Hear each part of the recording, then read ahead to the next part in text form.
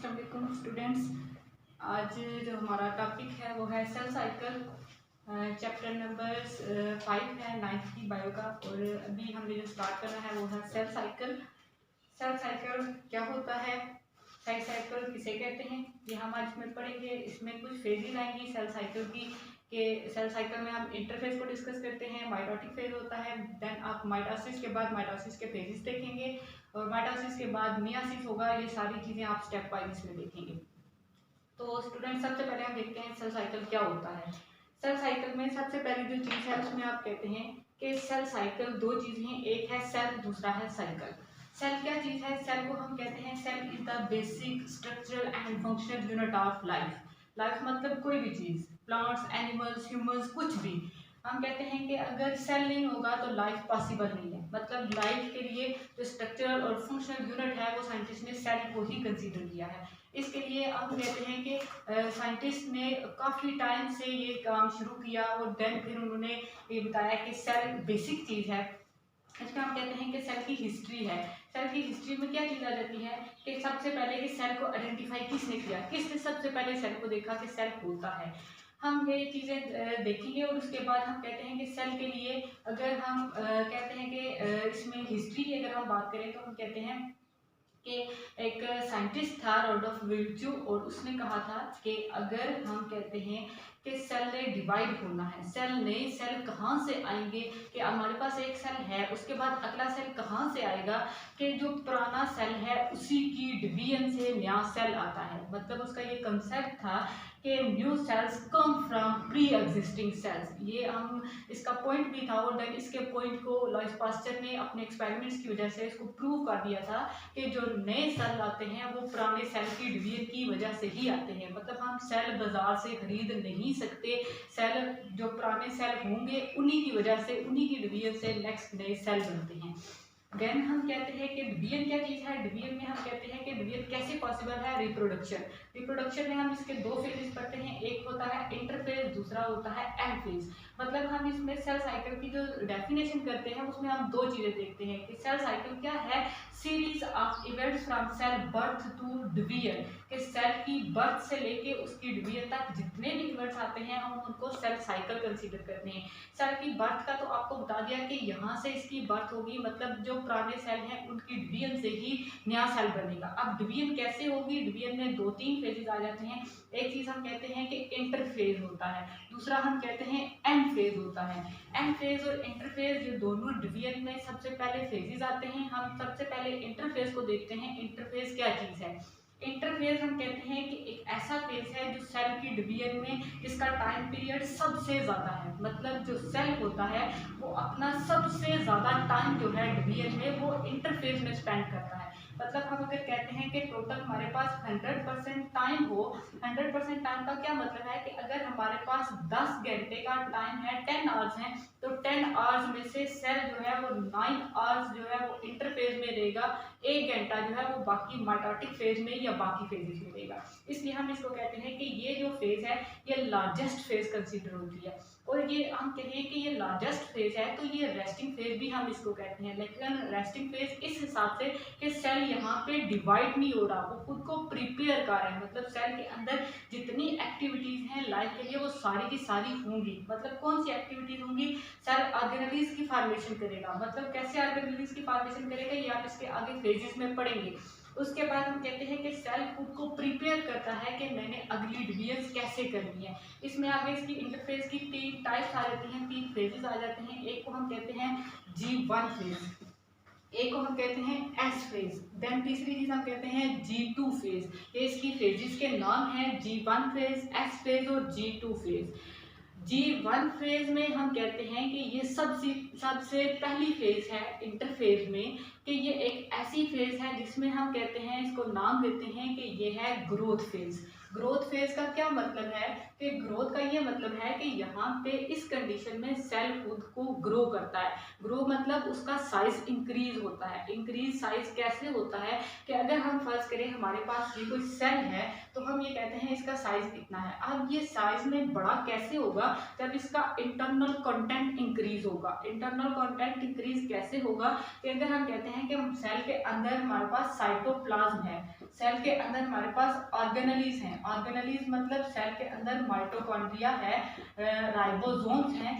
ये वाली जो चीज है ये अगर साइज में इंक्रीज कर जाए तो इसका मतलब सेल का कंटेंट इंक्रीज हो रहा है, सेल का साइज इंक्रीज हो रहा है। मतलब इंटरफेज में हम कहते हैं ये ग्रोथ फेज है, तो ग्रोथ फेज इसलिए है कि यहाँ पे सेल जो है वो ऑर्गेनेलीज का साइज इंक्रीज होता है, सेल का साइटोप्लाज्म का कंटेंट इंक्रीज होता है, इसलिए हम कहते हैं कि G1 फेज जो है वो ग्रोथ फेज है।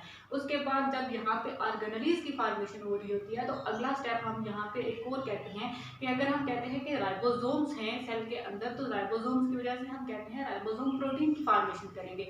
अगर प्रोटीन की फॉर्मेशन हो रही है तो मतलब यहाँ पे एंजाइम हैं जो प्रोटीन की फॉर्मेशन को कंट्रोल कर रहे हैं।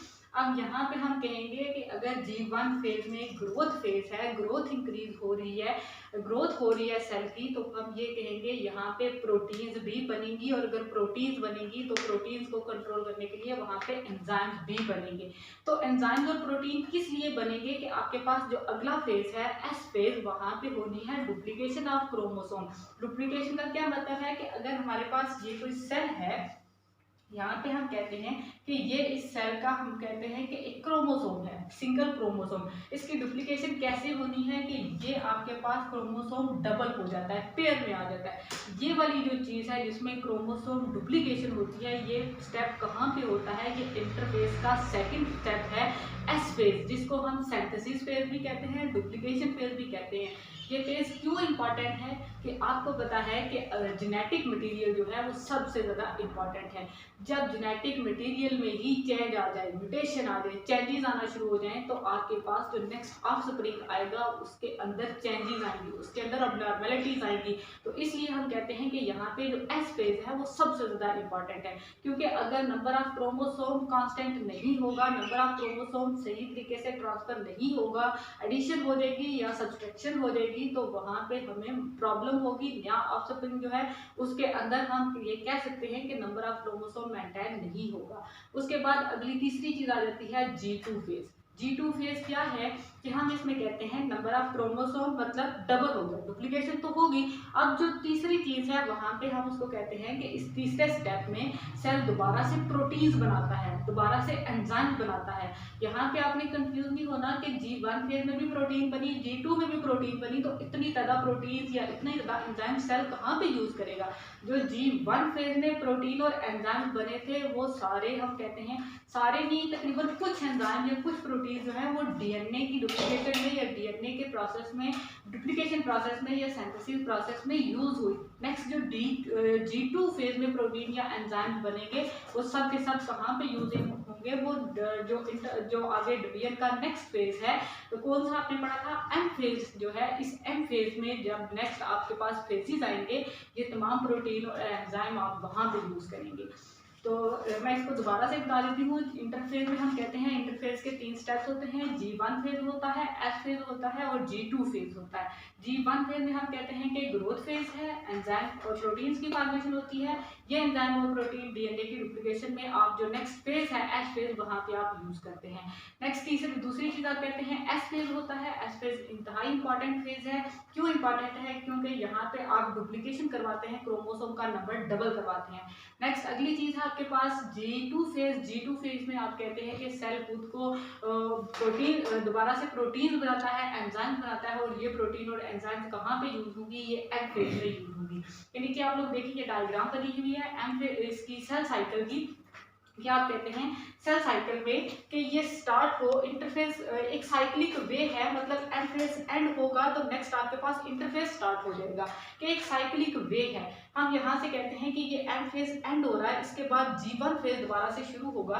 तो ये जो चीज़ इसको आप मेंशन कर रहे हैं, ये हम कहते हैं कि ये इसके अंदर प्रोटीन्स की फॉर्मेशन हुई है, प्रोटीन और एंजाइम बने। अब यहाँ पे देखें इस सेल का साइज छोटा है और ये जो नेक्स्ट सेल बना है इसका साइज बड़ा है। ये क्यों इंक्रीज हुआ है, यहाँ पे प्रोटीन बनी है। यहाँ पे आपने पहले बताया था कि ये ऑर्गेनेल्स बनती हैं, राइबोसोम्स होते हैं।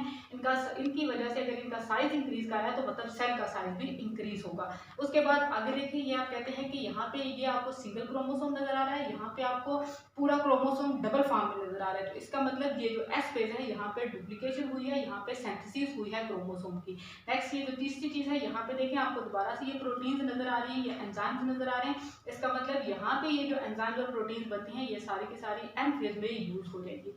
नेक्स्ट हम कहते हैं कि हमारे पास है एंड फेज। क्या होता है इंटरफेस जहाँ पे एंड हो उसके बाद हम कहते हैं कि वहाँ पे एंड फेज स्टार्ट हो जाता है। एंड फेज को हम एक और नाम भी देते हैं कि एंड फेज जो है ये है डिवीजन फेज।